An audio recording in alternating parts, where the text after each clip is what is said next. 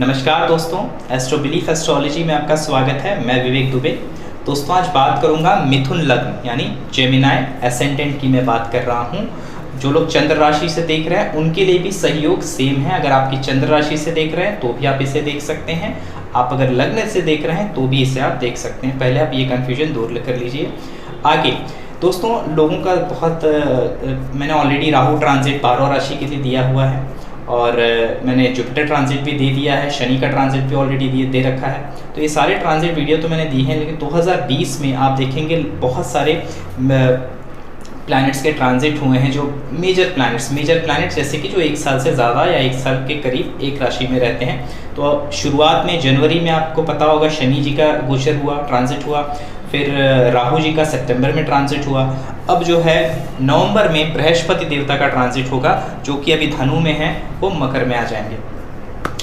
तो आज ओवरऑल जो मेजर ट्रांजिट जो है ये प्लैनेट के, ये क्या असर लाएंगे मिथुन लग्न वालों पे, इसका क्या असर पड़ेगा, आज उसकी मैं पूरी चर्चा करूंगा। क्योंकि लोग ज़्यादा कंफ्यूज है, किसी के लिए राहु का ट्रांजिट अच्छा है पर जुपिटर सैटर्न का खराब है, तो लोग कंफ्यूज है कि एक्चुअली रिजल्ट क्या आएगा। तो मैं सम अप करके जो सहयोग बन रहा है मिथुन लग्न या मिथुन राशि में, उसके बारे में मैं चर्चा करूंगा। दोस्तों आगे बढ़ने से पहले एक छोटी सी इन्फॉर्मेशन आपसे शेयर कर देता हूँ। मेरे इंस्टाग्राम पे आप ज़रूर विजिट कीजिएगा, वहाँ पे एस्ट्रोलॉजी से रिलेटेड काफ़ी अच्छे पोस्ट, नॉलेजेबल पोस्ट आपको वहाँ पे मिल सकते हैं।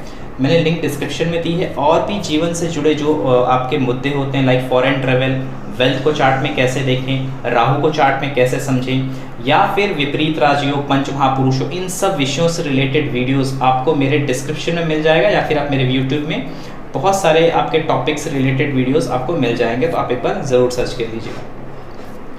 तो दोस्तों आपका समय नहीं वेस्ट करूँगा। बात हो रही है मिथुन लग्न की। 3 नंबर पहले घर में लिखा हुआ है, मिथुन लग्न हुआ ये। राहु देवता ने सितंबर में आपके 12वें घर में ट्रांजिट किया है, केतु ने आपके 6वें घर में ट्रांजिट किया। ये आपका 6वां घर है, ये आपका 12वां घर है। बृहस्पति देवता फिलहाल आपके 7वें में है, जो कि नवंबर में 20 तारीख को ऑलमोस्ट यहाँ पे ट्रांजिट कर जाएंगे आपके 8वें भाव में। शनि ऑलरेडी आपके 8वें भाव में है, जो कि जनवरी में ही ट्रांजिट कर लिया था। मंगल देवता फिलहाल के लिए जो है अभी आपके 10वें भाव में है, अभी वो दिसंबर में लगभग चले जाएंगे आपके मेष में। तो अभी तो वक्री अवस्था में है मंगल देवता। तो अब क्या हो रहा है यहाँ पे, क्या समझ में आ रहा है दोस्तों, राहु 12वें भाव में 2 नंबर के साइन में है। यहाँ पे जिनका राहु दूसरे भाव में है, जिसका भी राहु 8वें भाव में है, जिनका भी राहु 6वें भाव में है, जिनका भी राहु 7वें भाव में है, उनको कोई भी नया वेंचर, नया इन्वेस्टमेंट करने से पहले 100 बार सोच लेना चाहिए कि वो पैसा सही दिशा में लगा रहे हैं। कोई नई पार्टनरशिप कर रहे हो, कोई नया वेंचर कर रहे हो, बहुत सोच समझ के करिए। विदेशों से फ़ायदा हो सकता है, लेकिन 7वां घर रिश्ते का भी होता है। जिसका राहु 7वें घर में होगा उसके लिए थोड़ा सा ये तकलीफ वाला समय रहेगा, उसके लिए कुछ रिलेशन से रिलेटेड प्रॉब्लम आ सकती हैं। सिमिलरली अगर बिजनेस पार्टनरशिप भी है तो वहाँ पे भी चीटिंग या किसी न किसी तरह की परेशानी आने की संभावना बनती है। तो ये राहु का ट्रांजिट ये बताता है। अब बात करें शनि देवता की। शनि देवता आपके भाग्य भाव के मालिक हैं और अष्टम भाव के भी मालिक हैं, दोनों भी भाव उनके अंतर्गत आते हैं। शनि फिलहाल अपने राशि में गोचर किया है उन्होंने, जो कि आपके अष्टम भाव में। शनि अष्टम में बेसिकली कार्य क्षेत्र पे सबसे ज़्यादा प्रभाव पड़ता है, फिर आपके धन भाव पे पड़ता है, उनकी 7वीं दृष्टि पड़ती है, और 10वीं दृष्टि आपके पंचम भाव पे पड़ता है, जो कि संतान का, विद्या का और स्पेकुलेशन यानी कि जो भी आप शेयर मार्केट में जो भी बिजनेस इंट्यूशन पे चल रहे हैं बेसिकली उन सब पे पड़ता है पंचम भाव। तो आपको बता दूं शनि जो है, यानी कि ये समझ लीजिए व्यापार में थोड़ा सा धीमापन होगा और भाग्य थोड़ा सा फीका होगा, यानी कि लक बहुत ज़्यादा साथ नहीं देगा। करियर सबसे ज़्यादा फर्क जो है जेमिनाई वालों के लिए मैं देख रहा हूँ बिजनेस और प्रोफेशन पे पड़ने वाला है। ओवरऑल अगर हम समरी में बताऊं तो बिजनेस और प्रोफेशन में सबसे ज़्यादा इफेक्ट आएगा। अभी देखिए आपके 10वें भाव और 7वां भाव दोनों के मालिक बृहस्पति हैं, जो कि नवंबर में आपके अष्टम भाव में ट्रांजिट कर जाएंगे। अब यहाँ पे आप नीच भंग राजयोग लगाने की, मतलब आप सोचो कि नीच भंग राजयोग बन रहा है, जुपिटर का नीच भंग हो रहा है शनि के साथ होने पे। तो दोस्तों कभी भी कोई भी राजयोग त्रिकोण में या केंद्र में अच्छे फल देते हैं। छठवें, 8वें, 12वें में कभी भी कोई राजयोग पकड़ के मत चलिएगा, उसके रिजल्ट नहीं आते हैं। तो यहाँ पे बृहस्पति भले ही नीच भंग करें या कोई भी राजयोग क्रिएट करें, ये समझ लीजिए दशमेश, दशम भाव के मालिक और सप्तम भाव के मालिक अष्टम में आएंगे अष्टमेश के साथ, यानी शनि के साथ। तो ये कहीं ना कहीं ये एक डायरेक्ट एक इशारा कर रहे हैं कि आपके व्यापार और आपके प्रोफेशन में कुछ बोलते हैं ना स्टकिंग, जैसे 8वां भाव जो होता है वो मृत्यु भाव कहा जाता है, रुक जाने का भाव, या तो ट्रांसफॉर्मेशन यानी कि कोई बड़ा बदलाव करोगे अपने बिजनेस में, कोई बड़ा बदलाव करना पड़ सकता है बिजनेस में आपके, हो सकता है जॉब चेंज हो या जॉब छूट जाए, ऐसी दिक्कतें आ सकती हैं। तो कार्य क्षेत्र को लेके आपको बहुत ही कोई भी डीलिंग एक झटके से मत करिएगा, बहुत सोच समझ के डीलिंग कीजिएगा।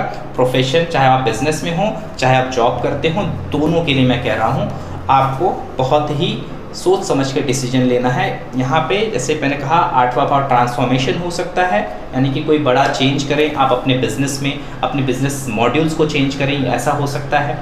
या फिर किसी कारणवश आपको व्यापार बदलना पड़े, चाहे वो फ़ायदे के लिए हो चाहे नुकसानवश हो, किसी न किसी कारणवश हो सकता है। कोई बड़ा इन्वेस्टमेंट ना करें, पैसा रुकने की, पैसा फंसने की संभावनाएं बहुत ज़्यादा बन रही है, मैं आपको बता दूं। अब और कुछ चीज़ें बता दूं, मंगल देवता के बारे में आपको समझा देता हूं। मंगल देवता इस कुंडली में 6वें और 11वें भाव के मालिक होते हैं। 6-11 का कॉम्बिनेशन होता है बाय डिफ़ॉल्ट मंगल के पास। मंगल देवता फिलहाल 10वें में है, 6 और 10 फिलहाल का टाइम कुछ ऐसा चल रहा है, लगभग दिसंबर, मिड ऑफ दिसंबर यानी 20-22 दिसंबर तक, ये समझ लीजिए। आप अगर कोई बॉस, जो लोग आपको थोड़ा सा परेशान करते हैं, जो आपके जीवन में कहते हैं ना कि आपका फिजिकली या मेंटली आप पे प्रेशर डाल के अपना काम निकलवाते हैं, चाहे आपका बॉस हो सकता है, चाहे कोई भी हो सकता है, जो आपका कहीं ना कहीं जीना हराम कर रहे हैं, मैं कहूँगा थोड़ा स्ट्रगल डाल रहे हैं आपकी लाइफ में, उनसे आप अपना काम निकलवा सकते हो। 6-10 की कॉम्बिनेशन मंगल देवता की ये अच्छी कॉम्बिनेशन है। तो उनसे, जो लोग आपके बॉस हैं, जो लोग आप पे थोड़ा दबाव बना के रखते हैं, उनसे आप अपना, लेकिन झगड़ा करके नहीं, उनसे आप अपना काम निकाल सकते हो, उनसे आप अपना फ़ायदा निकाल सकते हो। ये कॉम्बिनेशन एक पद प्रतिष्ठा के लिए ये कॉम्बिनेशन अच्छा है 6-10 का। जब मंगल देवता यहाँ पे आ जाएंगे 11वें भाव पे, तो मैं आपको कहूँगा जो लोग लिटिगेशन में हैं, जो उनका कोर्ट वगैरह का मामला चल रहा है, या फिर किसी शत्रु पे विजय पाना है, किसी कंपटीशन को विन करना है, उसके लिए जब मंगल देवता दिसंबर, लगभग 20-22 दिसंबर के बाद जहाँ पे ट्रांजिट की ओर चलेंगे वो, यानी कि मार्गी होने शुरू हो जाएंगे। और जब मेष में आ जाएंगे मंगल देवता 11वें भाव में जब आएंगे, मार्स अपने ओन साइन के हो जाएंगे पहली बात तो। और 11वें भाव में, 11वां भाव लाभ का भाव होता है, हर तरह के लाभ जो हैं 11वें भाव से देखे जाते हैं। जब मंगल देवता 11वें भाव में आ जाएंगे, ये लगभग समझ लीजिए फरवरी तक, मिड ऑफ फरवरी तक आपके लिए अच्छा समय रहेगा। किसी भी तरह की प्रतियोगिता, अपने कॉम्पिटिटर, बिजनेस में अपने कॉम्पिटिटर पे विजय चाहते हो आप, या कोई कोर्ट कचहरी चल रहा है, तो उन सब विषयों से रिलेटेड, या कोई नया चीज़ आप नया रिस्क लेना चाहते हो, या फिर कोई लोन या फिर कुछ ऐसा पास कराना चाहते हो, इन सब के लिए ये समय सबसे बेस्ट टाइम होगा। लगभग समझ लीजिए जनवरी से लेके ऑलमोस्ट दिसंबर, 25 दिसंबर के बाद से आप पकड़ लीजिए लगभग फरवरी तक ये आपके लिए समय ठीक रहेगा। आप ये, लेकिन जब मंगल देवता यहाँ पे ट्रांजिट करेंगे फरवरी में, तो मैं कहूँगा मार्च, मिड ऑफ फरवरी से लेके पूरा मार्च आप काफ़ी संभाल के रहिएगा, क्योंकि आपकी कॉम्बिनेशन मंगल देवता की 6-12 के, तो कॉम्पिटिटर पे आप हावी नहीं होगी, कॉम्पिटिटर आप पे हावी हो जाएगा। याद रखिए जब मंगल का ट्रांजिट टॉरस में होगा और राहु साथ में रहेंगे, तो ध्यान रखिएगा इन सब चीज़ों का। राहु की ट्रांजिट अच्छी नहीं है। ये एक तरह से देखा जाए तो विदेशों से या मल्टीनेशनल कंपनियों से आप कहीं ना कहीं फ़ायदा कमा सकते हो।